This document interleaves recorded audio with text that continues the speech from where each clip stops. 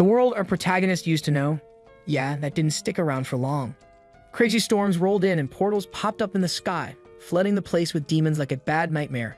Monsters were everywhere, ripping everything apart. People had to fight just to survive. In the middle of all the madness, he stood his ground and faced those monsters head-on. Every single day he kept battling, getting no breaks. Weeks turned into months, and by the time a full year rolled around, he wasn't just hanging in there. He was tougher, sharper, and more dangerous than ever. Then came 10 long years, and guess what? He was still out there, sword in hand, taking down anything that crawled out of those portals. He never threw in the towel. But everything changed when this crazy powerful beast showed up and took our hero down without breaking a sweat. They looked at him like he was a joke and told him to just give up since the world he was trying to save was already toast. The hero figured this monster was the one pulling the strings behind all the chaos. The beast called his strength useless and told him to become its weapon. The hero straight up refused and laughed right in its face. Even though he was hurt, the hero charged at the beast, attacking it with everything he had. The fight got intense as they exchanged blows. He kept trying to block the monster's brutal hits, fighting with all the stubbornness in him, but the beast was way stronger and effortlessly blocked every attack. The monster declared that no matter how hard the hero fought, he'd always be weak against such immense power. Our hero took a brutal hit that he just couldn't handle. He got knocked down hard and struggled to get back up but kept pushing through. The beast showed off its overwhelming power, launching a devastating attack that wrecked everything around it. After a rough battle, our hero finally crumpled to his knees, totally spent and beaten. Meanwhile, the monster stood tall, glaring at him, knowing he was out of the fight. Then the hero noticed a strange glowing pendant on the beast's chest. Ignoring the pain, he jumped up and struck with everything he had. The monster, not backing down, countered with a ferocious attack. The hero hit the ground, feeling the pain, but he saw the pendant starting to crack and glow intensely from his previous strike. The monster let out a furious roar, hurling insults at the hero. As the hero struggled to his feet, the pendant shattered and the monster screamed, panicking and begging for it to stop. Suddenly, the monster's body began to fade away, leaving behind a brilliant light that lit up the whole area. The hero lay there, hurt and surrounded by destruction. His eyes began to close as he looked up at the sky, whispering about how beautiful it was, especially with a meteor streaking across. The scene switched to a young boy casually walking through a modern city in simple clothes. A big sign warned about a Class B Namsen gate, telling civilians not to enter and asking heroes to register their ID. The boy kept walking, ignoring the warnings for civilians to stay back. He made his way to Yongsan in Seoul and stopped in front of a tall building. Out of nowhere, he leaped with amazing speed, easily clearing the wall. As he landed, an alarm blared, alerting everyone about an unregistered entry. The boy walked into a big green area inside the gate, looking around like he was completely unfazed by the alarm. A voice called out from a distance, and a group dressed in official gear approached him, asking if he was lost. The leader, unsure of what just happened, invited the boy to join them as they walked away. The boy just stood there, saying nothing. One girl pointed out that his clothes made him look like an average guy, not a hero. Another teased him about being a luggage carrier. They all ended up laughing and suggesting he was just a baggage carrier left behind by the real heroes, but they seemed uncertain. The young boy replied that he got where they were coming from but had just arrived and wasn't planning on leaving anytime soon. One of them laughed, saying he had told the others the guy was careless and got left behind. The leader mentioned he'd seen many like him and knew how they thought. He advised the boy to not be reckless and to start with a lower-level gate since real battles were way different from what you see online. He also suggested getting a hero license and passing the test first, mentioning that Namsen Gate was ranked C, recommending F-rank gates instead. But the young boy shot back, saying he got their good intentions but wasn't thankful for their concern. The group fell silent, surprised by his blunt and challenging response, but the leader told them to chill. Eventually, they shrugged him off, figuring someone like him would have to learn the hard way. As the boy remembered the leader's warning about gate dangers, a huge orc appeared right behind him, ready to attack. But the boy stood confidently, not even bothering to turn around. As the threat loomed, his eyes turned golden yellow, and he calmly muttered that he'd waited 10 years for this moment. The young boy's extraordinary ability and unexpected reaction take the monster aback. Then the young boy launches a head strike that beheads the orc's head with a single strike. The beast falls dead to the ground, its blood spreading across the area. After killing the monster, the young boy says nothing has changed from his memories. He still feels that same surge of strength and determination as he stands in the aftermath of the quick battle, smoke swirling around him. He picks up the fallen weapon and examines it quietly, considering what he should do next. Turning to the monster's lifeless body, he notices a glowing gate emerging from its wound. Inside, he finds a low-grade magic stone and takes a moment to pick it up. He remembers how he used to overlook these kinds of things, but now he sees them in a whole new light. Just then, he senses something off and tenses up as heavy footsteps draw nearer.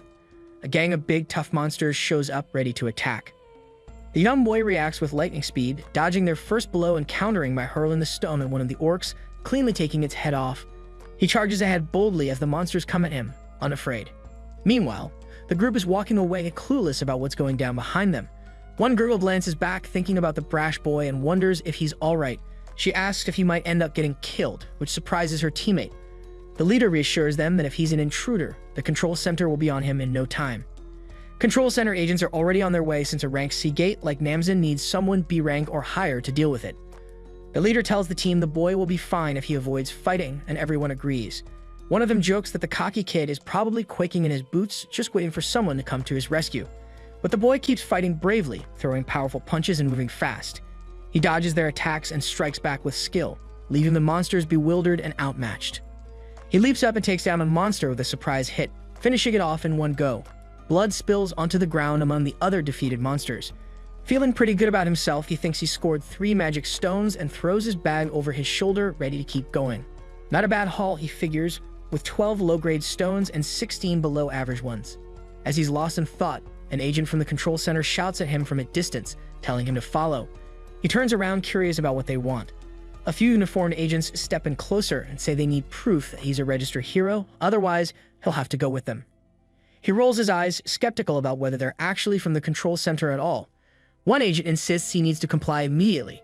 Getting irritated with their persistence, he snaps back that they're really getting on his nerves. The agents tense up and one tells a fellow agent to fetch some cuffs to restrain him if necessary. They warn him that if he doesn't cooperate, they might have to use force.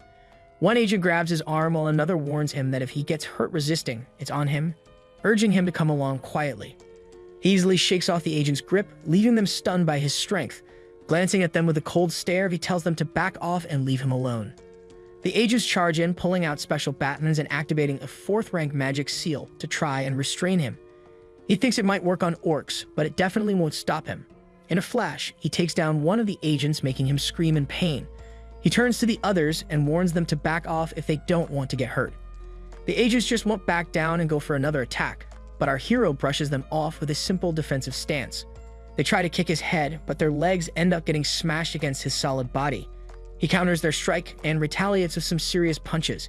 He takes one agent down with a powerful hit, then turns to the last one, ready to finish it. The agent freezes, totally caught off guard by how strong he is as our hero glares, showing that he can handle them all. In a flash, our hero disappears, leaving the agent stunned. He pops back up behind him and lands a heavy blow that takes the agent down, who ends up groaning in pain on the ground.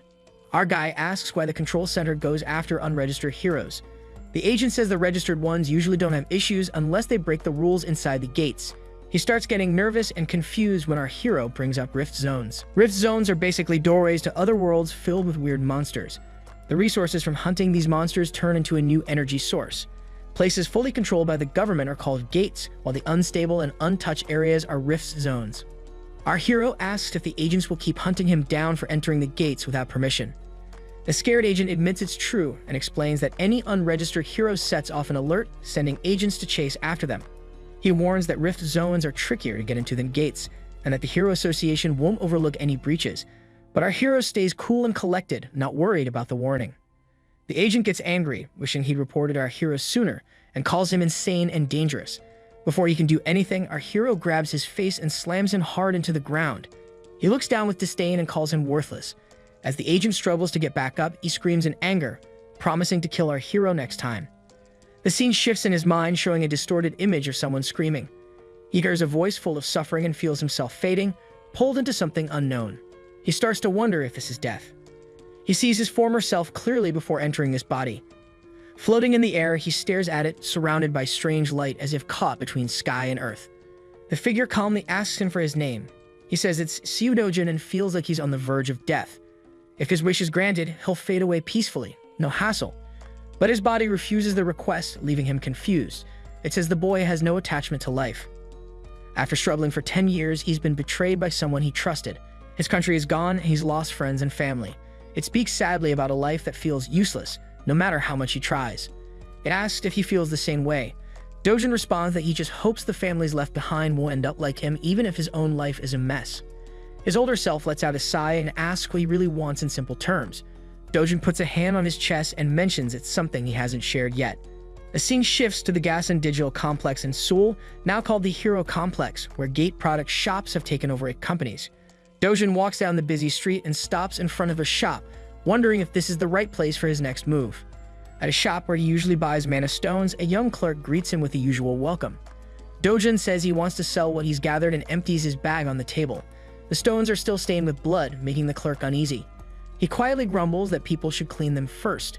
Still, he says there are a lot, so it will take a while to sort them. He offers coffee while Dojun waits, and Dojun just responds that anything will do. Dojun sits quietly, sipping his coffee while the clerk sorts the stones. After he's done, he lists 12 low-grade, 16 mid-grade, and 5 slightly high-grade stones. He explains that the store takes a 40% cut, so Dojun will get around 5.5 million won. Dojun cuts him off, frustrated about the high commission. He points out that he did all the hunting, so why should the store take so much? The clerk smirks and mentions that most places take 45%, so this deal isn't too bad. He tells Dojun he can leave if he's not happy with it, and that he won't find a better deal anywhere else. Dojun responds coldly, deciding not to sell and picking up his stones to leave. As he turns, the clerk grabs his arm and demands 350,000 won for sorting, coffee, blood cleaning, and the towel. Dojun says he doesn't have any money and dares the clerk to try taking it by force.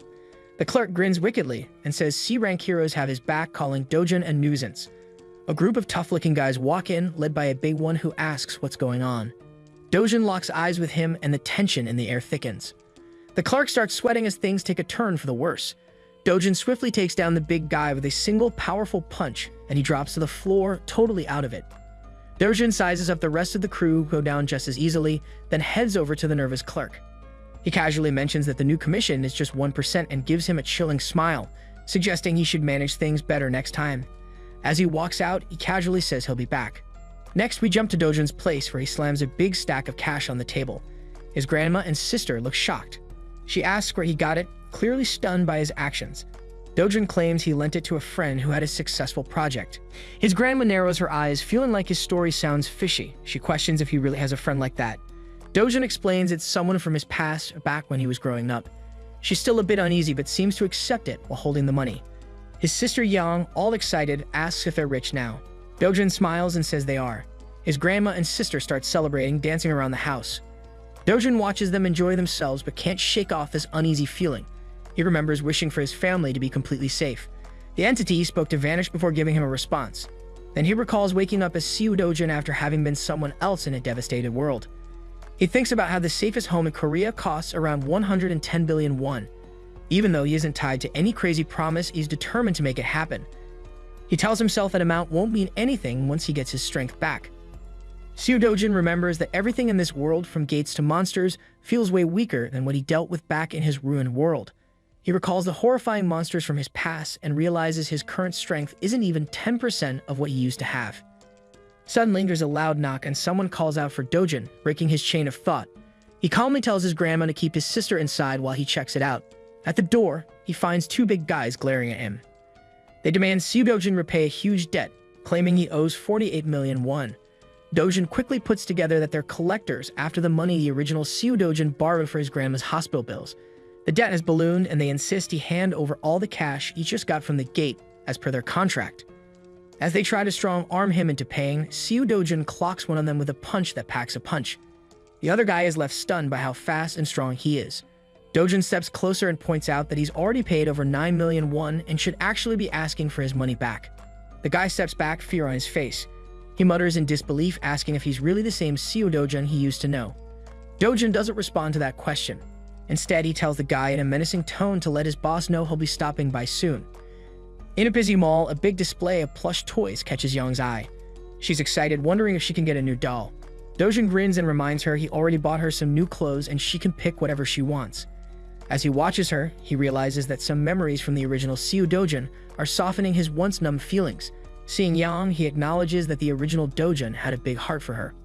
Yang stands in front of the toys, trying to decide. Siu Dojun quietly promises to protect the original Dojun's love for his sister.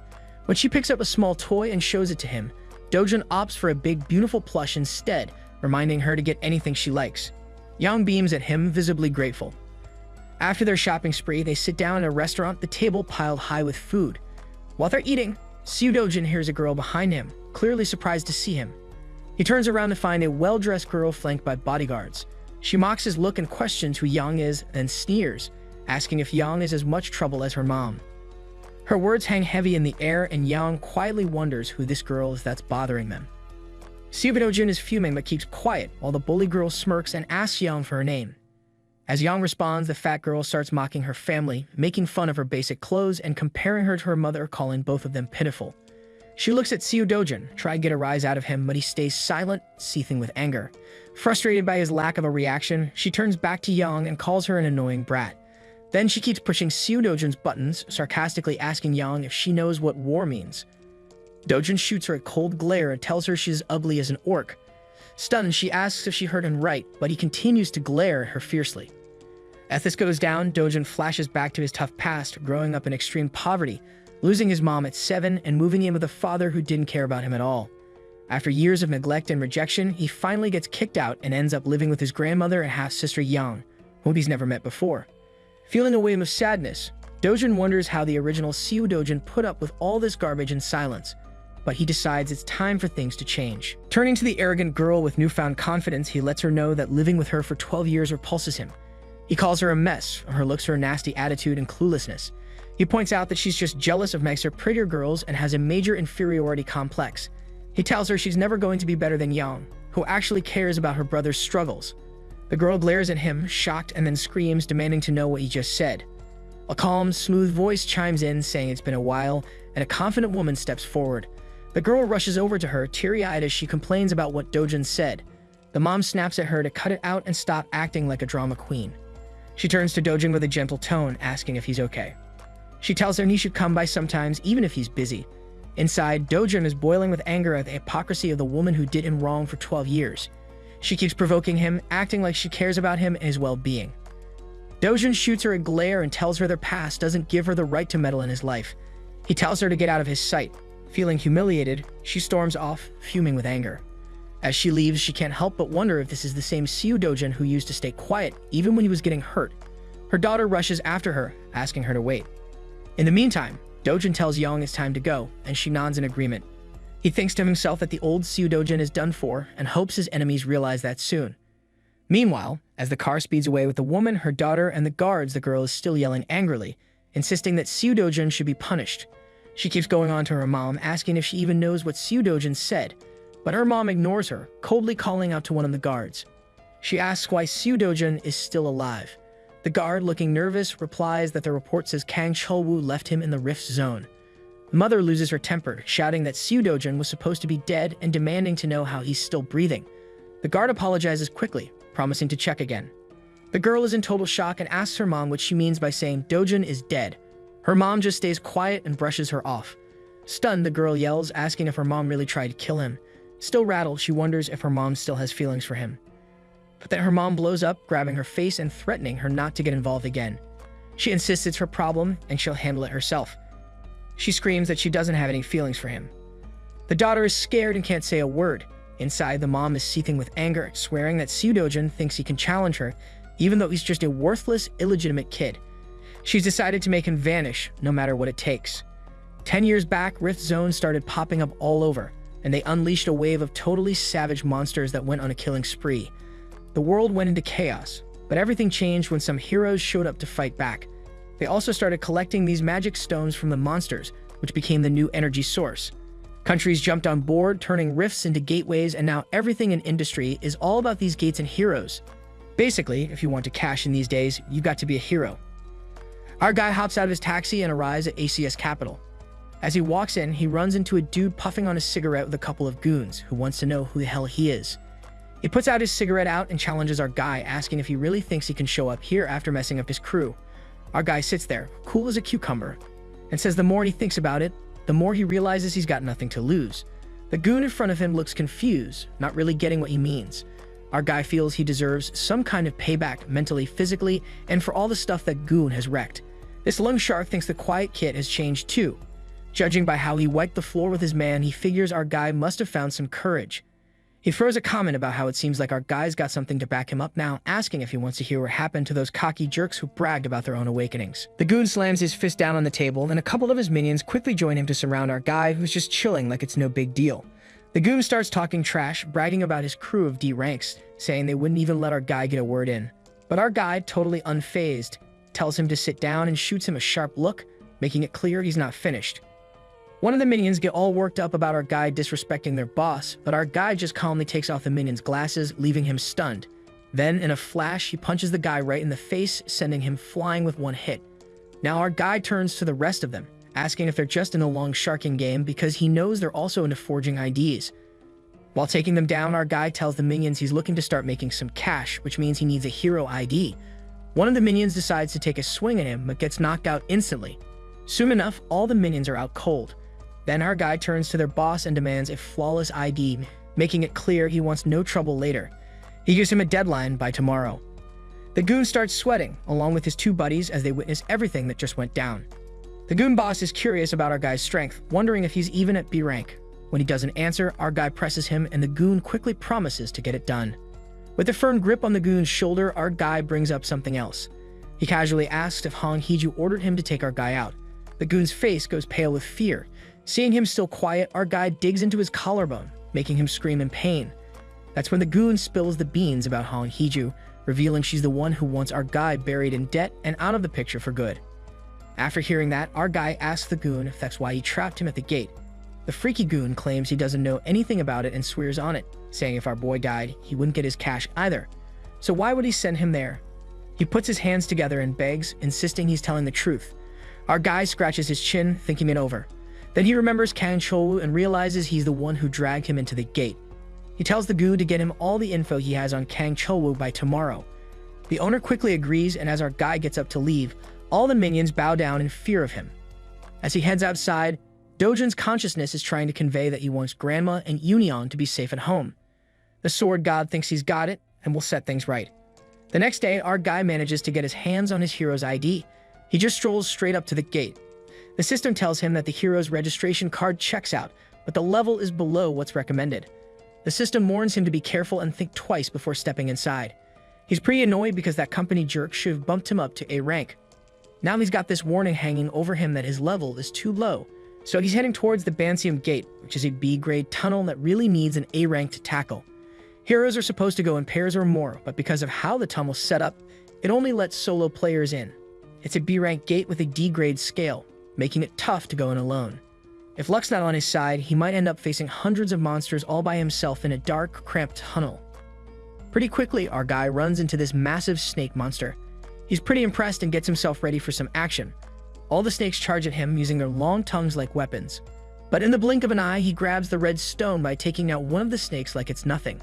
Those super venomous snakes, known as black fang snakes, start writhing in pain. Just a little scratch from these guys can paralyze you. After he lands back on the ground, he jumps right into fighting the other snakes, taking them down one by one with just his bare hands. When he finishes off the last one, he lets out a sigh of relief, glancing at his hand and thinking about how his earnings of 300,000 won are definitely paying off. But just when he thinks he's done, more venomous snakes come at him. Without hesitating, he goes all in again. He grabs them with his bare hands and squeezes until they burst, their venom splattering everywhere. With all the snakes taken care of, he gets ready to collect the magic stones. But there's a problem. He doesn't find any stones at all. He realizes it's probably like the last world, where the chance of finding magic stones from black fang snakes is under 3%. So he decides to hunt a few hundred more snakes. As he steps onto the next stage, he notices a couple of skeletons just chilling there. But then he looks ahead and sees what might be the boss. A giant, venomous snake that's massive and glaring right at him. Feeling a bit lost, he figures it's time to throw down, so he drops his backpack and jumps at the snake, aiming to take it out with one punch. He lands a solid hit, but to his surprise, it doesn't do anything at all.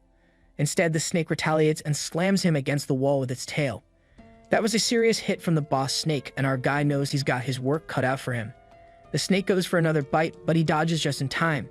Quick on his feet, he leaps at the snake again and throws another punch, but it's just as useless as the last one. He realizes this snake is on a whole different level than the ones he faced before. Its skin is way tougher, and his punches aren't cutting it. He thinks that if he's got this strength, taking down a snake like this should be easy.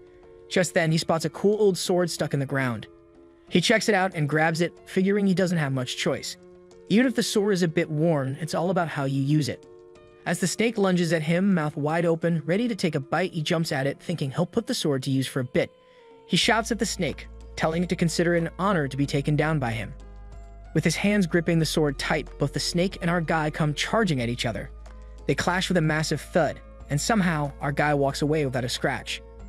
In the end, the poor snake passes out, but our guy's sword snaps in the process, which could have been a total disaster. He then looks at the snake's lifeless body and digs his hands right into it, finding something that resembles a half-finished sword. He figures it might just need a little sharpening to be useful. He thinks it's still better than a Namsen gate and feels a bit relieved. Deciding it's time to head back, he realizes that if a B-rank gate took this much effort, it's probably time to focus on restoring his strength. Honestly, he's just glad his old comrades didn't see him like this. The scene shifts to a guy who's cashing in some magic stones. The cashier, the same dude who got his ass kicked, tells him the commission is still 40%, just like always. The guy raises an eyebrow and asks if that's a bit steep, wondering if he can snag a discount since he's a regular. The cashier explains that the commission stays at 40% because they don't keep transaction records, which means no taxes for the customers. With this setup, it's an easy, clean deal. The guy shrugs and collects his cash without complaining, but he can't help but ask what happened to the cashier's face. The cashier just brushes it off, saying some crazy guy came in and took out their guards. The guy smirks, pointing out that the cashier must have let their guard down over some C-rank punk. He suggests focusing on skills instead of ranks, since those ranks are just for bureaucrats, and it doesn't mean everyone with the same rank has the same skill. As he rambles on about how the guards compare to regular hunters hunting monsters, the cashier can't help but think this guy is annoying. As he turns to leave, he casually tells the cashier that they're not strangers and to reach out whenever. But just then, someone walks by and it's the same guy cashing in some stones again. The cashier starts freaking out and yells at that random dude, letting him know it's the guy who messed him up. That random guy notices that our guy has just a pretty face and starts to wonder if he stirred up some trouble. He shouts over, asking if our guy is the one who made a scene and how a guy who calls himself a hero could hit an innocent civilian. The poor cashier thinks this new buddy is a seasoned hero with 7 years under his belt and knows a bunch of other heroes.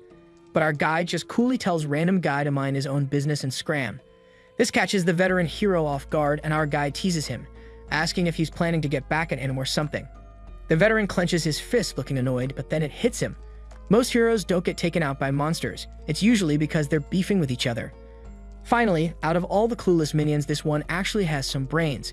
He just shrugs everything off, saying he's busy and just walks away. The poor cashier is left totally baffled by it all. Then our guy turns to him and asks if he's got a lot of complaints about him. Next thing you know, he throws a bag full of mana stones at him and tells him to figure out the total. The cashier can't believe they're high-grade mana stones and starts wondering who our guy really is. After doing the math, he tells our guy it adds up to about 150 million won. Our guy, who thought he'd make bank from hunting all day, isn't too pleased with just 150 million. So he tells the cashier to bring him the money. The poor cashier, shaking with fear, keeps bringing up the commission again. But this time, our guy feels relieved when he realizes it's only 1%. He tells the cashier to get 148.5 million won. The cashier is seriously considering punching our guy because he thinks the commission is actually 40% and wonders if our guy even gets it. But instead, he says that for transactions over 100 million, he needs to get approval from his boss. Our guy just says to go ahead and get that approval right now. The cashier calls up his boss and explains what's going on. In the meantime, our guy grabs the phone from him and asks the boss if he's listening, demanding they bring out the money. The boss says he understands but just wants the cashier back on the line. Our guy calmly tries to hand the phone back, but it ends up smashing against the wall. Then he tells the cashier that the boss agreed and they need to get the money. The poor cashier brings a bunch of cash for our guy, who just grabs it and strolls out of the shop, casually saying he'll catch a good deal next time too. But for the cashier, it's anything but a good deal. 10 minutes later, the boss shows up, asking why he hasn't been answering calls and about that earlier conversation. The cashier, feeling the pressure, tells his boss he's quitting because he can't take it anymore. The boss notices how beat down the cashier looks and decides to make a call to Jayan, asking her to come over. In the next scene, we see Jaya making her way to the shop, and as she walks in, a bunch of people are gossiping if she's really the Jayan. She gives off this hot witch vibe, and when she steps inside, the cashier freaks out, hardly believing it's actually her. She reassures him it's really her. Turns out, this witch is Korea's 4th S rank and the boss's niece. She's come in because her uncle is dealing with a headache over a hero and is forcing the sale of mana stones. She gets comfy and wants to hear all the details herself.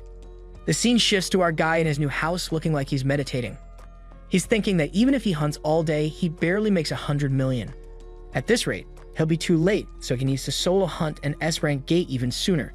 The main thing on his mind is regaining his old strength, but the mana around here is pretty scarce. Even if he gathers mana every day, it might take him over 3 years. He figures it'd be great to get some decent gear, but there's hardly anything around, not even any junk equipment. Suddenly, he spots something and rushes to scoop up his sister, getting her inside quick. They close the door and their grandmother asks what's up. Just then, the ground starts shaking like crazy and everyone's wondering if it's an earthquake. Little Yunyong starts screaming, but our guy knows it's not an earthquake. Outside, a bunch of mana rifts are appearing all over the sky, rapidly expanding. It's a massive rift right over his house. His grandmother calls out, asking what's happening, but he tells her to stay put because it's dangerous. He dashes outside, jumping right into the rift without a second thought, while his grandmother and sister shout after him. Meanwhile, at the Seoul Hero Association, everyone's scratching their heads because they just detected a new rift in Mappo. This is the first new rift in 63 days, so the boss tells the team to get in touch with the White Lion Guild since they're closest to the area. He also orders nearby heroes to be dispatched. He checks out the spot where the rift showed up and realizes it's in the backyard of a private house. It hits him that having a civilian or even a hero step into a rift is a big problem. If that happens, no one else can enter until that person leaves. And if they end up dying, it triggers a rampage of monsters for 10 days in the rift area. If that goes down, the whole place is toast. The boss asks who's gone into the rift, and one of his associates says it's actually Dojun, the guy who lives there, and he went in to save his little sister. The boss figures he's just a regular guy, not a hero, and then asks how likely it is that a monster wave will happen. Turns out it's a crazy 99.9%. Hearing this, the whole crew, boss included, just pulls their hair out in frustration. Meanwhile, the scene shifts to Hong Hiju, who's shocked to learn that our guy is awakened and she's trying to wrap her head around it. Her bald manager tells her he hasn't signed up with the Hero Association yet, but clearly, he woke up during the last gate incident. She starts freaking out, shouting about what that Kang Chowa guy did. She's so mad, saying it would have been better if the manager had just taken him out himself. She's yelling at him, totally furious about why he's making everything so messy. She shouts at the manager, telling him to make sure to inform that Kang Chowa guy that if he doesn't take care of our guy, he'll have to pay back the cash. The manager, sweating, responds that he doesn't think it's necessary to contact Kang Chowa. She pushes him to clarify what he means. The manager explains that a new rift just opened up in Mappo, right by our guy's place. They've also confirmed that our guy went into that rift and the media will be announcing it soon. With this news, he suggests they won't have to deal with that guy anymore, and the manager agrees. But she insists that he keep an eye on things until it's completely settled, and the manager agrees to keep monitoring it. Inside the rift, our guy finds himself in a thick forest that feels oddly familiar. As he looks around, it's hard for him to wrap his head around the fact that this is the same spot he used to hang out in as a kid. The place is full of trees, grass, and that gentle breeze with tons of mana filling the air. Even the sky and clouds look just like he remembers. While exploring, he ends up on one of the paths and starts down it. Before long, he comes across this massive world tree that towers over everything.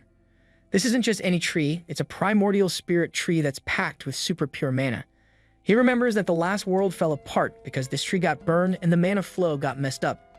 Now seeing this tree still standing strong makes him wonder how it survived. He realizes he might be able to tap into the old mana from back then, so he heads inside that gigantic tree.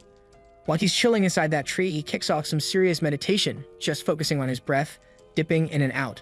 Days fly by. 1, 2, 3, and he totally loses track of time, forgetting to eat or drink, spending 10 full days just zoning in on his breathing. Out of nowhere, he catches sight of these crazy monsters called Volcana, the same ones that torched the world tree ages ago.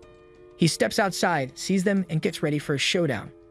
He thinks a water elemental sword would have been pretty cool, but as the monster leaps at him, he shrugs it off, ready to smash everything in sight. With that, he reaches out, gathering a ton of mana, and unleashes it on the monster. In no time, he slices one in half using almost all of his mana. What he's really doing is releasing condensed mana in a key form and detonating it. He feels a sense of relief, realizing it's been a while since he let loose like this. The monsters, seeing this, get super angry and start condensing their own mana to shoot at him. But for our guy, their attacks are a joke, and he just brushes them off, coolly announcing that the world tree is safe. Grinning, he figures it's a perfect time to show off his mana skills. As the monsters gather mana spheres for another attack, he leaps forward, snatching the spheres right out of their mouths. Using the condensed mana from his hands, he takes them down hard. By the end of it, the monsters are completely wiped out, leaving only mana stones behind. He turns to the other monsters, saying that once he takes care of them, he should be able to snag the Undying Ember. He remembers it had a pretty high drop rate, so he figures it's worth a shot to see how many drop from these guys. Just as the monsters start lunging at him from all sides, they're no match for him as he starts taking them out one by one. Once he finishes them off, he spots the undying ember among a bunch of mana stones that dropped.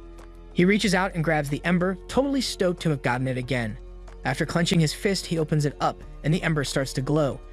He really wanted to pull more mana from the world tree, but with his current body, that's just not an option. Right now, he can only absorb this ember and turn his mana into a fire attribute. He's using the ember on his body, which looks like it's covered in flames, and honestly, it looks pretty cool. He remembers a time when he didn't even have to absorb embers, and now it takes him a full 10 minutes just to soak up one. He swings his arm around, checking to see if he feels any different. There are more embers and some mana stones scattered on the ground, so he figures he might as well keep absorbing as many as he can. Meanwhile, in the real world, hundreds of people gather to see the rift that has suddenly appeared. Nearby, one of the agents from the Seoul Hero Association, Bang Seung-gu, is angry that they're going through this stress because of Dojin, who's clearly crazy.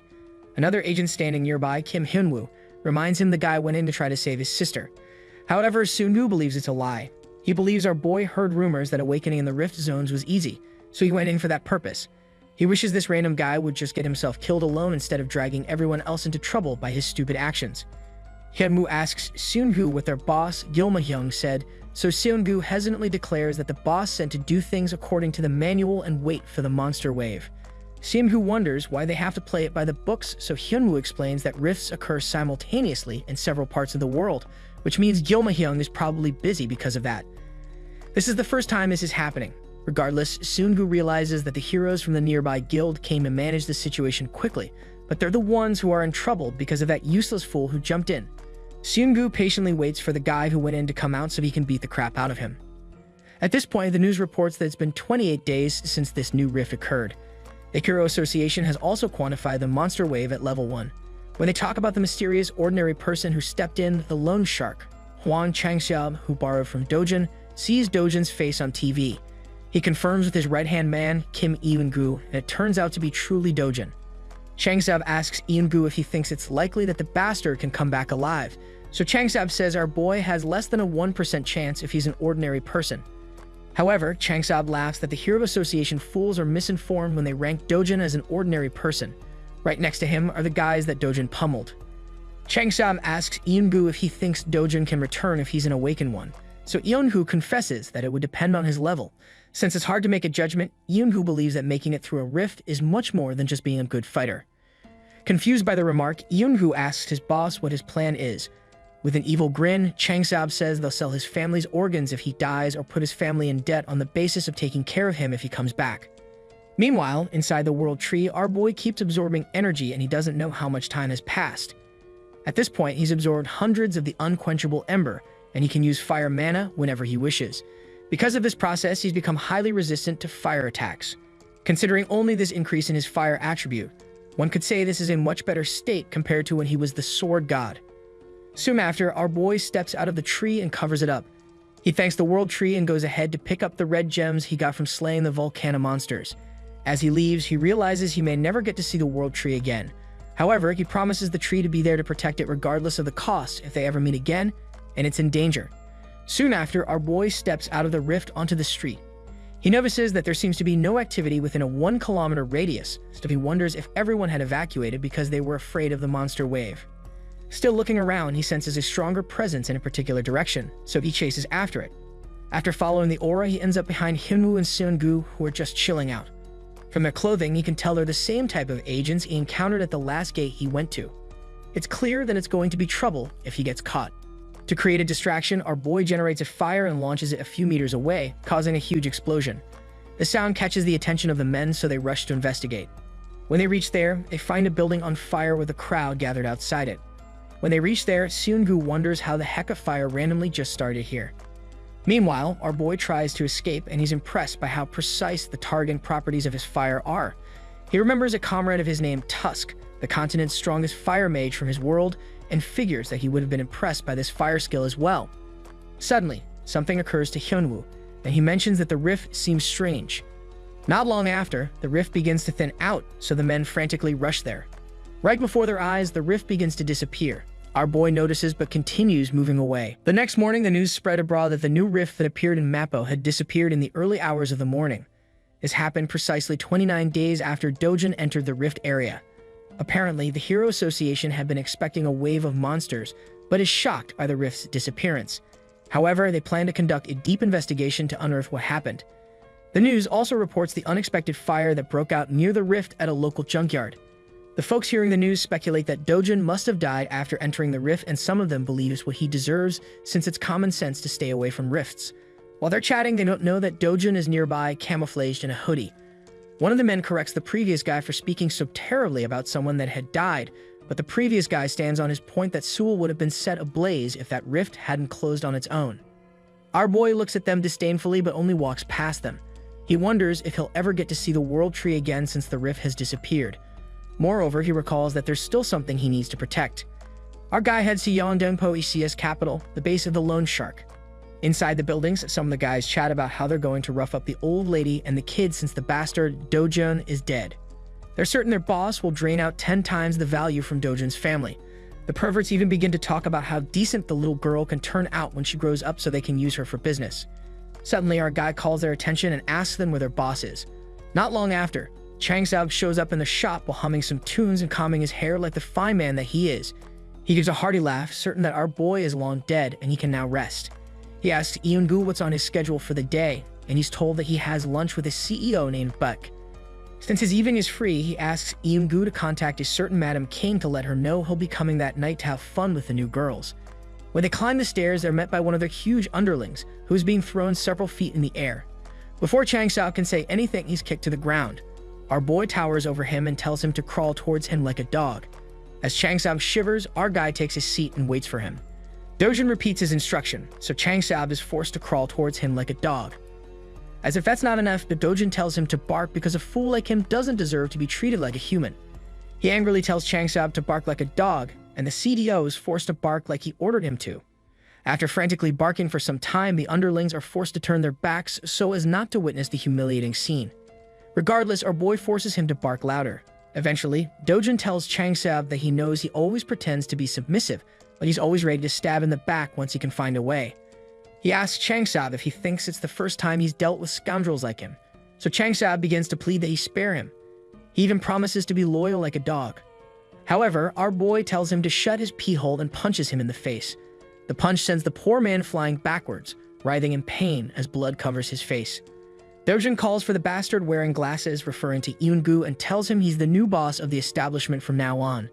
He tells Eun-gu not to serve under a piece of crap like this and recalls that it's not a big deal for their organization to take out their higher-ups. Our boy tells Eun-gu he has the permission to perform a coup, but Eun-gu pleads with him that his boss has deep connections, which would trigger an alarm. Instead, Eun-gu pleads that our guy spare his boss just this once. Annoyed, Dojin asks Eun-gu why he's thinking so slowly when he can just lock Chang Saub in a barrel and throw him into the water or crush him in a junkyard, since that's the kind of stuff they do. When he realizes they're hesitant to do it, our boy suggests that he throw them all into a gate so monsters can feed on them. Scared as hell, Chang Sao begs to be spared and promises to work hard like a dog forever. He pleads profusely, and it makes our guy hesitate. Even though he knows cutting off Chang Xiao would make things more efficient here, he becomes hesitant and begins to worry that he's gotten soft. Eventually, he agrees to spare Chang Saub and offers him his hand for a handshake. Chang Saub gladly receives his hand, excited that he's being spared. He doesn't expect what comes next as our boy envelops his hand in flames. While roasting his hand, our guy reminds him he only has one more chance to be a good boy, then he rips off his charred hand. Our guy just walks away as Chang Saub lies there screaming in pain. Before he leaves, he lets them know that they'll all end up dead if any of his family members get even a scratch on them. Now they're posed with the task of protecting his family all the days of their lives, even from external attacks. Based on official reports, Dojin has vanished along with Terror Rift, so everyone believes he's dead. However, our guy heads out with his little sister, Yang, to go grab a bite. After reading on the news that he's dead, he realizes that revealing that he's still alive would only cause more problems for him. He plans to get Chang Saub to help him find a new place to stay soon, so he'll have to keep his head down for a while. Once he's done checking his phone, he smiles at his sister, who's busy munching on a burger, and she smiles back. Excited, she tells him that it's great that they're going to be moving to a new place soon. Dojin tells her she can go to kindergarten like her friends and then move to a proper school the next year. When Yang looks dejected, Dojin looks worried and asks her if she's not excited about kindergarten. Yang confesses that she's not excited because the kids there taunt her because she doesn't have parents. That surprises Dojun, so he tells her it's fine because she doesn't need to go. He tells her she doesn't need to be in close proximity with such bastards, so he suggests she can just enroll in school next year. It excites Yeon that she doesn't have to go to kindergarten. Our guy wonders if he should just enroll her in a very high-ranking private school so no one can dare look down on her. A while before now, Dojun confronted Eun-gu, Chang-sub's right-hand man, about keeping a grandmother and a kid in a motel. In the flashback, he asks if he's out of his mind, so Eun-gu explains that their company manages this motel so it's safe. Eventually, Dojun goes in to see his family, and Yeon excitedly rushes to hug him. His grandma grabs his hand, glad that he made it out of the rift alive. There are tears flowing out of Yeon's eyes because she was worried, and surprises our boy. Eventually, he tells them he's back for good. In the present, Yeon asks him if he's also a hero, so he asks her why she asked and asks if she likes him to be a hero. However, Yeon explains that she wishes he weren't one, so he asks her why. Yeon explains that heroes fight terrible monsters and they sometimes get killed. With a grim expression, she expresses her hope that her big brother and grandma will live for a very long time. Her words catch Dojun off guard, but he doesn't say anything. Our guy remembers the harsh world from the past where he came from and recalls he was the only human survivor amidst many monsters. He spent a long time fighting monsters and he lost many things on the way. However, without him expecting it, something precious seems to have appeared by his side now, and that's his new family. Our guy hopes that he can live quietly in this time and protect this happiness. Meanwhile, at the Korea Hero Association, the founder of the association and director of the World Hero Federation, Net Wang, asks his workers if they were truly unable to find anything. The lady speaking to apologizes that they've been unable to find any information about what happened. Wang finds that annoying because this means that the rift, which just randomly disappeared, can appear again while they're not expecting it. The lady agrees that this is an unexpected situation and they may have been able to deal with it if a wave had occurred as they had expected. However, Wang tells her to be careful with what she's saying since this is a good outcome, considering the safety of the people. His remark makes her apologize for speaking too quickly. Now, Wang is one of the most revered heroes in the entire world. It's even speculated that he would be able to rack up the most votes in history if he decided to run for president, and he could easily overthrow large companies within the country if he wished to. However, he seems to have no interest in the presidency or even companies. The only thing that concerns him is keeping the people safe and being fully prepared for the appearances of rifts. Eventually, Wang asks the lady to do another in-depth investigation, even if it takes time. The lady receives the orders and explains that the residents of the area have agreed to sell their homes. Wang likes that Sophie tells her to offer something more than the market price to help the people. He hopes to bring some comfort to those who lost their families after the rift appeared. While going through the records, Wang notices that the rift that occurred also occurred in other countries at the same time. To him, something seems out of order. The lady with him explains that the US and China already have things under control, but Wang explains that the issue is with the United Kingdom. They've been able to dispatch reliable heroes to other rifts except the one in the UK. Suddenly, Wang receives a shocking alert about the news of a wave occurrence in the rift that appeared in the UK. Meanwhile, our boy heads out to the exchange shop again. Once the attendant spots him, his eyes widen and he begins to sweat. He immediately informs his manager that this is the guy that has been causing trouble. The manager covers his newspaper and stands up to face Dojun. He asked our boy if he's truly the one who's been forcing people to buy low-grade crystals while he was gone. However, our guy is glad to see the manager. He informs him that he has a lot of magic crystals to sell at this time, and he was hoping to encounter someone on a higher level to help him process the transaction. Our boy throws the crystals on the ground, and the manager has a feeling that this guy has brought in more low-quality crystals, just like he always does. So he tells Dojun he's not willing to take his order and asks him to leave. Confused, Dojun asks him why he's not willing to trade, so the manager informs him that he's taking a major loss at a 1% fee, so he asks him to leave. With a smirk on his face, our boy tells him he's going to regret this. When the manager realizes our boy isn't getting his message, he reminds him that there's a reason that even gate centers charge a 5% fee. He soon begins to explain how this system works, but he decides not to, so he tells Dojun to get out and never come back. Unfazed, our boy simply opens the bag and pours the crystals on the ground. The quality of the crystals that pour out shocks the attendant and the manager. The manager quickly spots one of the crystals that looks like something called a hero's magic crystal. That crystal is of legendary rank and is worthy of an infinite price, so he wonders how this random guy is able to get his hands on it. However, our boy tells him it's okay if he doesn't want it.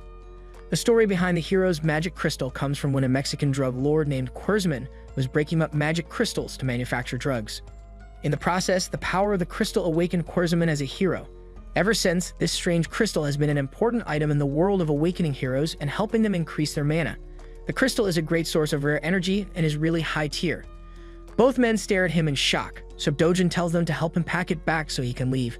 However, the manager becomes really sweaty and begins to refer to Dojin as his customer.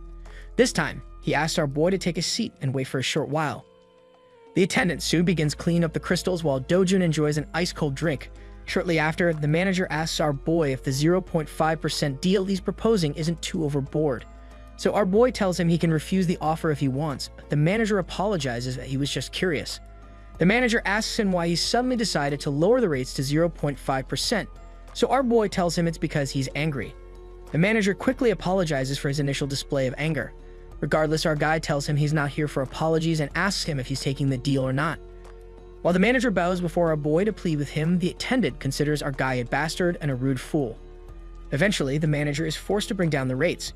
However, he tells Dojin that the only way he's going to accept this deal is if he's going to bring in a hero crystal every time he comes here. Our boy starts to head out, so the manager panics and offers a 9% transaction rate since they're already running a loss with their initial fee. Our boy's solution to him is to find a way to stop losing money in that case.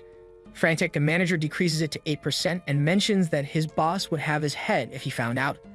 Our boy also gives him a smart solution to avoid doing things that can get him executed. To save the deal, the manager eventually offers 7% and states that this is the lowest he can go. When our guy tells him he didn't even ask him to lower it, the manager has no choice but to go to 6% and clarifies that at that rate they won't be making any profit. However, our boy doesn't believe him that a merchant will organize a deal when there's no profit. The attendant keeps watching them go back and forth until our guy tells the manager that he'll generously settle for 1% because he respects their relationship. In his mind, the manager accuses Dojin of robbing them, but in reality, he holds down his words.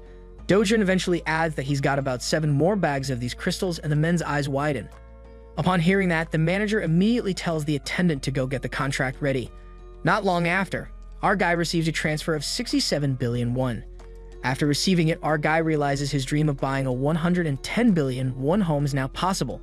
The only problem is that he won't be able to consistently get high-grade magic crystals at average gates. He hopes that he can find a way to move freely through the zones where the rifts appear. Suddenly, a message is sent across from the Ministry of Foreign Affairs about a wave outbreak in the long southern region of the UK.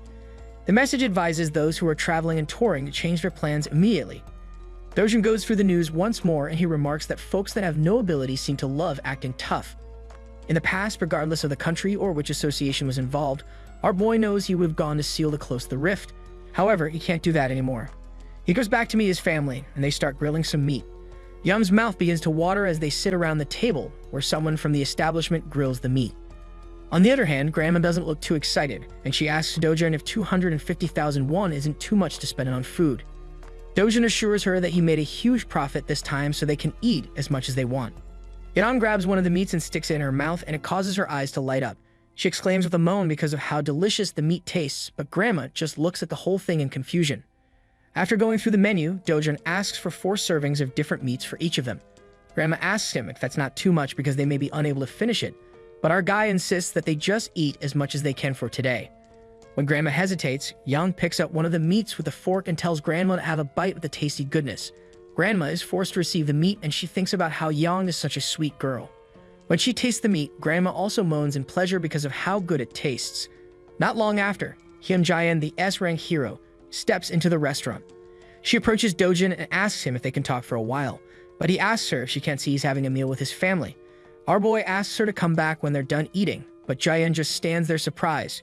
She wonders if this guy doesn't know who she is, but eventually concedes, wondering what kind of person would just send her away like that. Jaein heads to the waiting area and everyone around keeps staring at her. They recognize her as the S-rank hero and world star, and they even murmur that she's even on the list of the top 10 and most beautiful heroes in the world. They wonder who she's waiting for and who the heck can make Jaein wait. Meanwhile, Jaein sits there in anger and thinks about Dojin. She heard that they entered a gate for the first time 2 months ago and came out alive. It said that it was around that time that he awakened. He was also said to have died in the rift that appeared in Mappo, but here he is having a meal. Somehow, just the way the guy looked at her and how he spoke got her on edge. However, it seems impossible to her that a guy that just awakened can reach S-rank in less than 2 months. She remembers an oil tycoon named Kafmor who bought magic stones like no man's business. It took up to 5 years after his awakening before he could get to S-rank. She's certain that there's no way the guy is S-rank, which means he must have a different kind of ability. Soon after, our boy and his family head out and Yang thanks him for the meal. When they step out, they run into Jaeyeon, who has been waiting for them. Also standing close by is a strange man that shocks Dojin's family. The strange man is surprised to see Dojin, and he had initially thought he was hallucinating. Excited, he asks our boy how he was able to crawl out of the gate. This guy is Kang Cheolwoo, the guy who dropped the original Dojin in the gate that got him killed. Cheolwoo approaches our boy and towers over him, stating that he knew he's a cockroach. Meanwhile, Jaeyeon is shocked that Cheolwoo would show up at such a time. However, our boy doesn't say a word to Cheolwoo and asks Jaeyeon if she still has something to say to him. Juliet is taken off guard, and Cheolwoo is surprised to see her here. Our boy tells her he'll hear her out, but he asks her to take care of his family while he deals with something. When she asks him what he wants her to do, he asks her to help get a taxi and get them home. He turns to Cheolwoo with a deadly look in his eyes and explains that he has some debt to collect. Hyunjueon quietly helps Seo Do-jun's grandmother and his little sister get into the taxi, showing care and patience as she listens to what Seo Do-jun asked her to do. She gently tells them there is nothing to worry about and kindly waves at the little girl with a soft smile before the taxi drives away. As the car disappears down the road, Hyunjueon breathes out with a big sigh, feeling relieved that they are now safe. At the same time, Seo Do-jun throws a very strong punch at Kang Cheolwoo, making him stumble back, hurt and surprised. Kang Cheolwoo gets so angry, his eyes turn red with rage and he starts to shake with fury, saying that Seo Do-jun will pay a heavy price for that hit. A worker from the restaurant hurries over, trying to calm things down, asking them not to fight in the restaurant. But Kang Cheolwoo gets even more angry, shoves her away with force and yells at her to leave him alone. Now the whole restaurant falls into chaos and scared customers rush out quickly, afraid the fight will get worse. Kang Cheolwoo screams at Seo Do-jun with rage, shouting that he will kill him and saying that Seo Do-jun must really want to die. But Seo Do-jun stands strong, full of confidence, and punches him again with great force, knocking Kang Cheolwoo off balance. Kang Cheolwoo stumbles back in pain, clearly shocked, trying hard to stay standing after the sudden attack. Seo Do-jun walks toward him calmly, looking at him with serious eyes and calls out Kang Cheolwoo's name. Then he reminds Kang Cheolwoo about the past, about how he tried to kill him by locking him inside a gate to die. Seo Do-jun looks angry now, saying that they still have a lot of things to talk about that cannot be ignored. Kang Cheolwoo answers with hate in his voice, mocking Seo Do-jun, saying that a useless person like him is not worth speaking to, and even adds that his own father left him. Seo Do-jun gives him a cold smile, and Kang Cheolwoo's eyes narrow with anger as he asks if it was his stepmother Hong Hae-ju who told Seo Do-jun to kill him. Then Seo Do-jun pulls out his phone and begins to record everything, telling Kang Cheolwoo to repeat his words clearly. But Kang Cheolwoo shouts in rage and refuses, yelling that he will never say that again. Kang Cheolwoo loses control and screams something terrible about Seo Do-jun's mother, calling her a shameful woman. He runs at Seo Do-jun with wild anger, ready to attack and hurt him badly. But Seo Do-jun blocks the attack with ease and calm power, using his awakened mana to strike back with huge strength. The hit sends Kang Cheolwoo flying and he lands hard, too shocked to understand how his attack was stopped so easily. Seo Do-jun rushes at him again with great speed, not giving him any chance to fight back. The fight becomes more intense, but Kang Cheolwoo can't keep up and Seo Do-jun keeps landing powerful hits again and again. The restaurant falls deeper into chaos as another worker grabs a phone, hands shaking, and tries to call the police. But Hyunjueon gently stops her, stepping forward and saying she will take care of everything. The worker looks at her with thankful eyes, feeling safe now that someone strong is handling things. Seo Do-jun attacks again and again, each punch full of anger and strength, completely controlling the fight. He finally hits Kang Cheolwoo hard one more time, sending him crashing to the floor. A voice from the side says with surprise that Kang Cheolwoo, a B-rank hero, lost so easily. Hyunjueon thinks that maybe Seo Do-jun is A rank now, but even then, he shouldn't be strong enough to be a B rank this easily. From far away, Hyunjueon calls out to Seo Do-jun as he walks calmly toward Kang Cheolwoo again. She watches him closely and tells him in a low voice that if he keeps going like this, he might die. She walks closer and speaks again, this time more serious, asking how much he really knows about Kang Cheolwoo. Seo Do-jun stays calm and answers with confidence, saying he knows enough, and then asks her if that bothers her. Hyunjueon replies right away, saying it does bother her, her voice full of concern. Then she tells him that Kang Cheolwoo's cousin is Kang Yongpyo, an S-rank hero, and that is why this is a big problem. Seo Do-jun says he already knows that and asks again if that is really a problem for her. Hyunjueon is shocked by how calm he is and thinks to herself that it's scary how he can act like this when he knows something so dangerous. She feels his behavior is way too risky and wonders how he can act like it means nothing. Still lying on the ground, Kang Cheolwoo speaks, telling Seo Do-jun that the only reason he's still alive is because Kang Yongpyo has always protected him. He says Seo Dojun is acting recklessly and warns him that going against Kang Yongpyo means choosing to die. Hyun Joyeon looks at Seo Dojun and asks if he is really not afraid of Kang Yongpyo at all. Seo Dojun answers with cold calmness, saying what really matters now is that she is starting to get on his nerves. They stand close now, looking into each other's eyes, both filled with sharp and strong feelings. Nearby, the frightened waitress, who saw everything, thinks with fear that Hyun Joyeon had promised to take care of it herself. The tension grows heavy between Seo Dojun and Hyun Joyeon as they stand still facing one another, both locked in the moment and neither backing down, and it feels like this confrontation might go on for a long time if no one speaks first. But then Hyun Joyeon finally sighs and says sorry to Seo Dojun. She says she didn't want to come like this and didn't want to meet him in this way, but she had to because her uncle asked her to take care of the problem, and without wasting time she goes right into it and says she knows he's been selling mana stones at the shop and that instead of selling to others he should sell them to her now. Seo Dojun stares at her and coldly asks how much money she's ready to give for them, no emotion in his voice, just blunt and sharp words, and Hyun Joyeon quickly answers that she will buy however many he has, no matter how big or small the amount is. Seo Dojun gives a slight mocking smile and says that sounds very good to him, and Hyun Joyeon stands tall and tells him with pride that the money of an S-rank hero is more than he could ever imagine, and as Kang Cheol-woo stays lying hurt on the ground, Seo Dojun calmly says he doesn't mind the deal but only if one simple condition is met first, so Hyun Joyeon asks what the condition is. Seo Dojun answers in a cool and sure voice, saying the condition should be hard, especially if it's Hyun Joyeon who's going to take care of it. Suddenly, the scene cuts and a loud crash is heard as a cup breaks on the floor. Seo Dojun's stepmother is screaming in anger, her face full of fear and disbelief, yelling that he was supposed to be dead. She can't believe he survived the new rift, and the panic in her eyes shows that this was never meant to happen. In another part of the city, a second cup falls and shatters as a bald man stands frozen in shock and stutters out an apology, saying even the Hero Association thought Seo Dojun was dead. Seo Dojun's stepmother is shaking with rage now, screaming at her staff and throwing things, shouting that she doesn't want to hear excuses, only answers and demands to know what they're going to do to fix everything. But the man in front of her hesitates nervously before saying he has something to report. He finally tells her that Kang Cheol-woo was completely beaten by Seo Dojun, and her eyes widen in disbelief as she cries out loud that Kang Cheol-woo, that fool, actually let this happen and now things are much worse.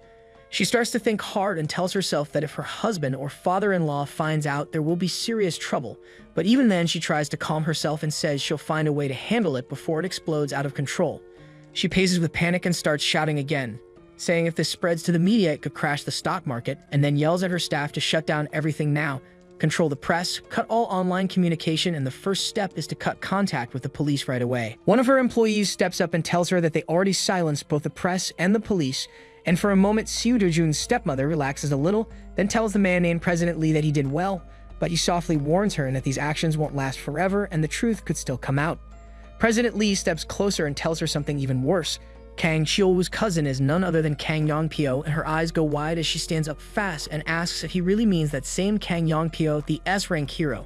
She remembers how people used to say Kang Yongpyo disowned Kang Cheol-woo because of his behavior, but now she learns that Cheol-woo was just doing the ugly jobs that Kang Yongpyo didn't want his name on. President Lee explains that now that Kang Cheol-woo has been seen in public like this, even Kang Yongpyo won't want his name tied to it, so he's probably already making moves to erase any connection. Seo Dojun's stepmother tells President Lee to set up a meeting with Kang Yongpyo immediately, and President Lee nods, understanding the danger. Then she asks if it's true that HC Capital, led by Hwang Chang-sub, turned against them and is helping Seo Dojun's family, and President Lee tells her that's true. Her anger flares up again, and she shouts that Hwang Chang-sub will pay for siding with Seo Dojun's family instead of staying loyal to her, and she orders him to get Prosecutor Park on the phone right away. In another part of the story, it's shown that 37 rift zones are now active in South Korea, but only 5 are about to become real gates, while the rest can only be entered by registered heroes. Hyun Joyeon shows her hero ID, and the staff confirms her identity, wishing her luck as she gets ready. She enters the rift zone with her team, trees all around them in a quiet forest-like area. But then Seo Dojun appears nearby, his face hidden under a hood, and he watches them silently, while thinking that even though there's only one entrance to this rift, they've placed a lot of security around it. Another hero shows up now, Young Inju, an A-rank from the Korean Hero Association and also the leader of Bobby Guild. He speaks to Hyun Joyeon and says she was the one who wanted to hunt here first. She answers calmly, saying she didn't really have a choice and couldn't just sit back doing nothing, and suddenly she stops walking as she sees someone standing ahead.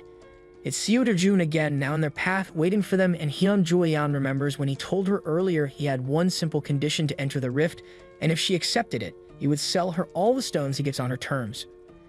Hyun-Joyeon stands there thinking hard, wondering if Seo-Jun really came to this dangerous place just to gather a mana stones, thinking it's insane. But in the end, she reminds herself that she still needs those stones no matter what reason he has for coming. As her group walks deeper into the zone, which feels calm and green, Yang In-ju asks her who that person was, and Hyun-Joyeon coldly replies that he's just someone she knows. Yang In-ju teases her a little and asks if he's really just someone she knows or maybe even her boyfriend, trying to joke, but Hyun-Joyeon looks annoyed and answers firmly that it's not like that at all. She says she just owed him a favor and wanted to repay it. Yang In-ju is surprised and asks again, wondering how someone like Hyun-Joyeon, an S-rank hero, could ever owe anyone anything, but Hyun-Joyeon cuts the talk short and says it's something like that and doesn't want to explain more. Suddenly, one of the team members tenses up and looks around, feeling something strange nearby, and Seo-Jun also turns his head slowly, sensing the same thing with perfect calm. All at once, giant monsters that look like huge flying birds swoop down from the sky without warning, attacking the group in a terrifying surprise, and Yang In-ju screams when she sees them, calling them Cocastrians, a type of very dangerous monster. Hyun-Joyeon reacts fast and takes command of the team, yelling out orders with strength and focus, telling Yang In-ju and Seo-Jun to get into defensive positions quickly, while shouting at Jungho to guard their lower side. The battle begins fast and wild as Seo-Jun jumps high into the air, showing amazing power and speed as he goes straight toward one of the monsters. Everyone around him is stunned, watching how he fights with such skill and strength that they can hardly believe their eyes, and in the middle of all this, Hyun-Joyeon shouts his name out loud, Seo-Jun, as the rest of the group watches in awe. Hyun-Joyeon quickly starts giving commands to her team with sharp focus, telling Jin, Ho, and Dong to take the sides while asking another to guard the lower path. Seo-Jun dashes toward a nearby monster, his eyes shining with power and the thrill of battle. The monster lunges at him with violence, but Seo-Jun stops the attack with his sheer strength. Flames begin to swirl around his hand, monoflames signaling the buildup of a fierce blow. Then, without pause, he strikes. The explosion shakes the ground, roaring with power. Smoke rises and silence falls as Hyun-Joyeon and her team stand frozen, unable to look away from what just happened. Seo-Jun walks calmly to the collapsed beast, standing tall and sure, like someone born to do this. One of the team members stares at the massive creature and asks in awe if it truly died from just one hit, but Seo-Jun answers in a steady voice, saying the monster isn't dead yet. He charges again and delivers the final crushing blow, making sure the beast will not rise. His teammates, even Hyun-Joyeon, can't hide the shock and tension written across their faces. Yang In-ju steps back and asks, still trying to make sense of it all, who Seo-Jun really is. Hyun-Joyeon stumbles with her answer, flustered, and says he's just a strong human, but Yang In-ju protests with frustration, saying that no normal human could beat a Cocastrian in one hit. Hyun-Joyeon gives a sarcastic smirk and says even she could handle a monster like that easily, but Yang In-ju doesn't accept it, pointing out how the monster didn't even manage to dodge a single strike. Her words are full of emotion and disbelief. Hyun-Joyeon's face tightens, the tension growing as her sister continues talking about how powerful Seo-Jun is. In silence, Joyeon watches him, her thoughts heavy, wondering quietly who this man really is. Then, with clear seriousness, Hyun-Joyeon tells Yang In-ju that their original plan has changed. She turns to her team and says they're going straight to the heart of the area now.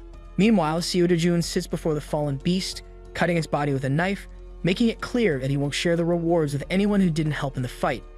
Hyun-Joyeon calmly responds that she had no plan to ask for anything anyway. Then, with firm words, she tells him that someone with his abilities doesn't belong in a place like this. She looks at him in the full confidence, asks if he wants to go deeper into the rift with her. Seo-Jun simply smiles and says it sounds fun. Hyun-Joyeon steps forward and tells him she knows the layout of the place well, offering him a safe path if he's willing to follow. Without another word, she dashes ahead into the forest at high speed, moving like a streak through the trees. Seo-Jun watches her from where he stands, eyes following her as she vanishes into the distance. He stays still, thoughtful, then suddenly takes off running in the same direction, his pace fast and smooth. At the same time, elsewhere in the forest, another group of hunters is under surprise attack. Their screams echo in the trees as confusion spreads. Hyun-Joyeon continues moving like lightning, faster than anyone around her, cutting through the woods like wind. The scene changes to yet another hunting group. One of them asks Yang In-ju, the guild leader, if they're going to move too. She asks him back if he thinks he can keep up with the others, and he answers honestly that he doesn't think so. Yang In-ju turns to her team and says they're background characters today, telling them to keep hunting like usual. But deep down, she feels a heavy sadness, thinking that even as an A-rank hero, she still feels like nothing when compared to S-rank hunters like Hyuno Yan. Her thoughts drift further, admitting to herself that the same goes for Hyun-Joyeon. And for that man as well. Hyun keeps running at incredible speed, wondering if she should slow down a little. But just then, Seo races past her like a bullet, overtaking her with ease. She gasps, stunned, her expression full of disbelief. Thoughts race through her head as she wonders how he passed her so easily, especially when she's known as one of Korea's top 3 fastest heroes. Seo turns his head and smiles, telling her she's slower than he expected. He adds in a teasing tone that she looked like she was running to get away from him. Hyun yells back, annoyed and confused, asking who is even trying to get rid of who. Her face burns with frustration and embarrassment as she thinks to herself that she never did anything like that. Seo stops for a moment to look ahead, while Joyeon struggles to catch her breath. Far off in the distance, a giant mountain rises into the sky, and Seo face shows clear interest in what lies there. Hyun notices where he's looking and nervously asks what he's thinking. She explains in a serious tone that the place he's staring at holds the boss of the rift, Kassarian, a beast that looks like a giant pterosaur nearly 20 meters long. She speaks firmly, telling him that fighting Kassarian is out of the question, that it takes at least 3 S-rank heroes to take it down. But Seo ignores everything she says and asks one simple thing. Does the monster have a high-grade E-class mana stone? Hyun says yes, it does, and then suddenly realizes what he's thinking. She turns pale and asks quickly if he's really planning to fight it. Her voice rises as she tells him she didn't bring him here to act so recklessly. But Seo gives no response, already rushing ahead at full speed straight toward the mountain. Hyun screams in shock and fear, trying to understand what he could possibly be thinking. Her whole body shakes with fear, and she tries to run after him, yelling for him to stop. But Seo doesn't listen. He moves faster than ever, his goal locked in. The final image is of a massive mountain standing tall and mysterious, hiding what lies deep within its shadows. Moments later, Hyun stops in her tracks, stunned and filled with confusion as she tries to grasp what just happened, overwhelmed by Seo unbelievable speed and strength, her eyes shifting to the fallen body of the boss monster Kassarian lying defeated on the ground. Shock and astonishment flood her face as she realizes that the massive beast Kassarian was taken down so easily by Seo, her mind flashing back to the terrible power the monster holds. She reminds herself that Kassarian is known as an incredibly powerful monster, one that only an S-rank hero named Park Hyul managed to defeat in the past. Park Hyul is famous across the land for slaying Kassarian, but Yudi could not defeat the beast in his first battle, struggling greatly despite being supported by 30 A-rank heroes. The memory darkens as she recalls that all of those A-rank heroes died in that battle, with only Park Hyul barely surviving. Later, Park Hyul launched a fierce revenge battle, this time accompanied by another S-rank hero and 200 A-rank heroes. A brutal and intense fight unfolded where Park Hyul finally succeeded in killing Kassarian once and for all, yet despite the victory, most of the heroes who joined the battle lost their lives. The Great Guild Resolute Logic, founded by Park Hyul, never fully recovered its strength even 3 years after that battle. Back in the present, clear signs of anger and frustration appear on Hyun face as Seo sarcastically remarks that she knows perfectly well she did not contribute anything to killing the monster. Deep in shock, Hyun thinks to herself that she would not have believed what she just witnessed if she had not seen it with her own eyes, repeating over and over in disbelief that the famous monster Kassarian was taken down with a single blow by Seo. At that moment, Seo lifts the massive mana stone obtained from Kassarian's body and gazes at it calmly without a word. With cold confidence, he tells Hyun that he no longer needs a guide and that from now on he will proceed alone, turning and walking away as if leaving everything behind.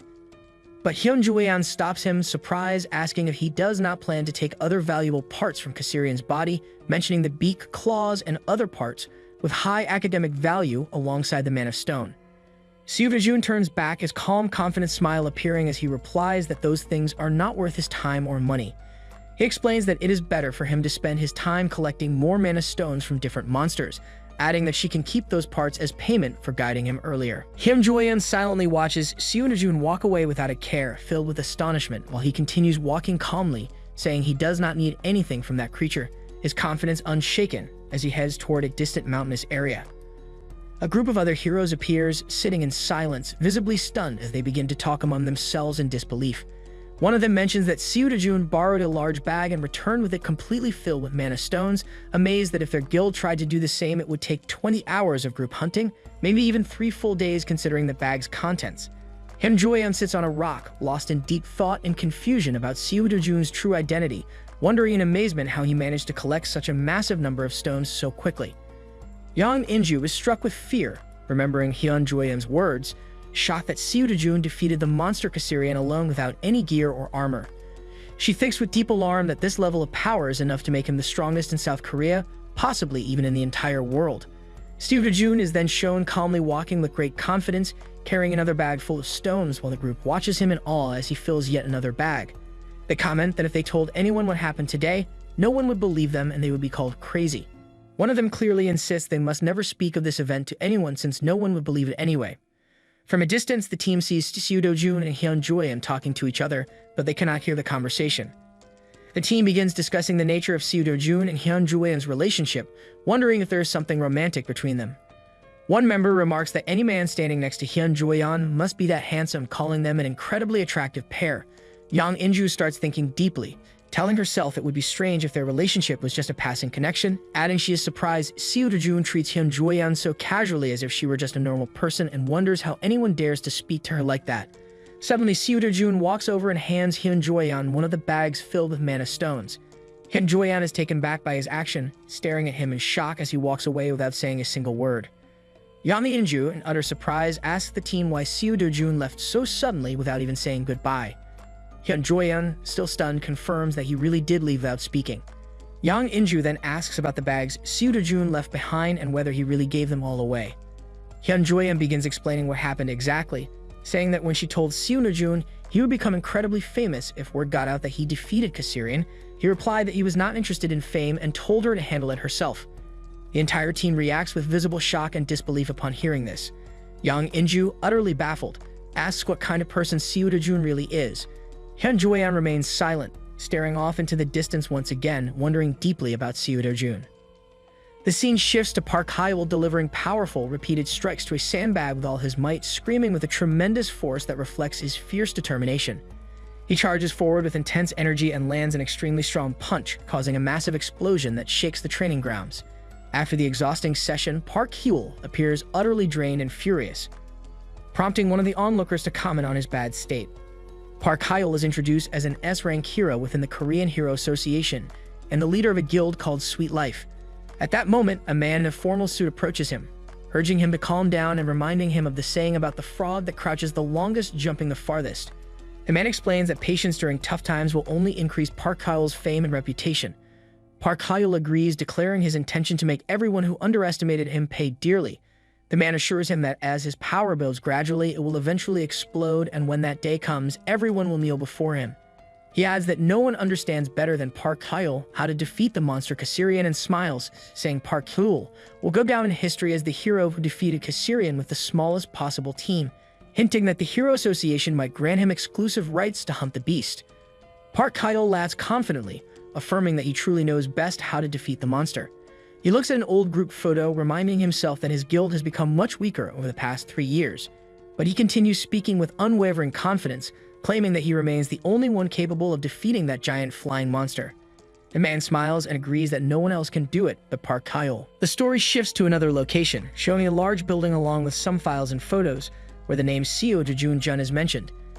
A man named Kang Yong-pyo, another S-rank hero in the Korean Hero Association and cousin of Kang Cheol-woo, holds the documents and asks curiously if they are about Seo Do-jun. The confirmation follows, and one of the men explains that Kang Cheol-woo tried to get rid of Seo Do-jun by sending him into a rift a few months ago, but Seo Do-jun did not die. Instead, he awakened inside the rift. Hong Hee-ju is mentioned as the CDO of the T group and second daughter of the Do group, who was the client requesting Seo Do-jun's elimination. Kang Yeon-pyo asks in surprise why a wealthy woman like her would care about a nobody like Seo Do-jun. It is explained that Seo Do-jun is an illegitimate child of the T group, taken in at the age of 7 but cast out after Seo Do-jun's stepmother gave birth to her own child 6 years ago. Kang Yeon-pyo smirks sarcastically, saying blood relations do not matter in the world of the wealthy. He asks how much money Kang Cheol-woo received for the job and is told it was 3 billion. Kang Yeon-pyo remarks that the amount is too little. The man adds that Kang Cheol-woo ended up in terrible shape, covered in burn scars, completely blind in both eyes, and on the verge of death. Kang Yeon-pyo is shown preparing to play golf, commenting on how brutal the person who beat Kang Cheol-woo must have been. He angrily states that if he had carried out the attack himself, he would have cut off the attacker's limbs and crushed their skull. The other man mentions a rumor that Hyun Joyeon helped Seo Do-jun during that incident. Kang Yeon-pyo becomes furious and angrily questions why Hyun Joyeon would help someone like Seo Do-jun, demanding to know the nature of their relationship. The assistant seems hesitant, cautiously stating he is not sure what their connection is, but says that thanks to Hyun Jueon's testimony to the police, the case was quietly closed. Kang Yongpyo becomes even more furious, yelling at the assistant to find out the nature of the relationship immediately. He insists that they must know every detail, stating that if it is not a romantic relationship, there must be some kind of deal or arrangement. The assistant becomes flustered and says he will look into it right away before rushing out of the room. The rage on Kang Yongpyo's face is unmistakable as he grips his golf club tightly and hurls it to the ground, expressing his frustration. Kang Yongpyo thinks to himself that Seo Do-jun's stepmother will soon come looking for him since she will want to hire him for the job Kang Hyol-woo failed to complete. A sly, confident smile appears on his face as he tells himself that she is a rich woman with plenty of money, so he will benefit greatly from this situation. Meanwhile, Seo Do-jun walks alone at night under the moonlight toward his new home, thinking that hunting in rift zones is far more effective than hunting in gates. He realizes that from now on he will need Hyun Jueon's help to enter and exit the rift zones. Hyun Jueon then talks to Seo Do-jun about the mana stone obtained from the monster Caesarians, saying that selling the stone would cause the media to chase after them day and night, trying to find out who killed the monster, so for now she prefers to keep it hidden. She also tells him that if he wants fame, she will not stop him and asks what he intends to do. Seo Do-jun smiles calmly and tosses her a bag full of mana stones he collected from the rift. He then decides internally that he must find another way to access the rift zone without relying on Hyun Jueon. Seo Do-jun decides to return to the new home prepared for him by Hang Chang-seop to rest for the time being. Upon entering, he immediately notices something strange that makes him uneasy. He closely examines the shoes at the entrance and confirms that there are strangers inside his home. Suddenly, his little sister screams with joy and shouts "Yupa" when she sees him. Seo Do-jun turns toward the room to find a group of men in black suits standing suspiciously behind his sister and their grandmother. The expression of the man sitting at the center clearly shows he holds a high position. Seo Do-jun's sister runs toward him at full speed and clings tightly to him, repeatedly calling him out with visible fear. Seo Do-jun calmly and cautiously asks the men who they are and what they are doing there. The seated man calmly introduces himself as Prosecutor Park Chae-yang from the Sewell District Prosecutor's Office and asks Seo Do-jun if he knows someone named Hang Chang-seop. Seo Do-jun remains silent and tense while his sister clings to him in fear. The prosecutor informs Seo Do-jun that he is under emergency arrest on suspicion of involvement in illegal high-interest lending operations run by Hang Chang-seop through HC Capital. Thanks for watching, everyone. Don't forget to like, subscribe, and I'll see you in the next one.